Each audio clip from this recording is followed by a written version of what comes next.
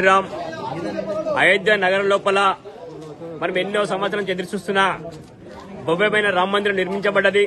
22వ తారీఖున రాముడి యొక్క విగ్రహ ప్రతిష్ఠ కార్యక్రమం ఉంది కాబట్టి తెలంగాణ నుంచి వచ్చిన ఇక్కడ అనేక మంది కార్యకర్తలు, బజరంగ విశ్వ పరిషత్ కార్యకర్తలు ఇక్కడ సేవ చేయడానికి రావడం జరిగింది.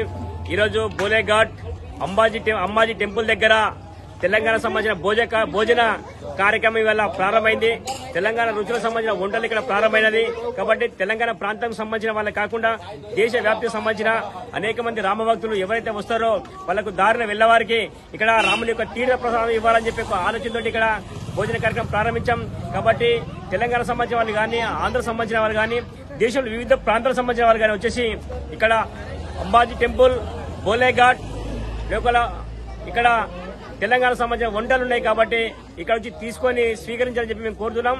ఎంతో బ్రహ్మాండంగా తిన్న వాళ్ళని చెప్తున్నా, చాలా బాగున్నాయి, చాలా మంచి రుచిలో ఉన్నాయి. తెలంగాణ భోజనం చాలా బ్రహ్మాండంగా ఉందని చాలా మందికి అంటున్నారు. కాబట్టి వచ్చిన భక్తులు ఇక్కడ వచ్చి స్వీకరించాలని కోరుతున్నాం. అందరికీ జై శ్రీరామ్, జై శ్రీరామ్, జై శ్రీరామ్. ప్రపంచం మొత్తం ఎదురు చూస్తున్న ఒక భవ్యమైన పండుగ జనవరి 22వ తారీఖున రాబోతుంది.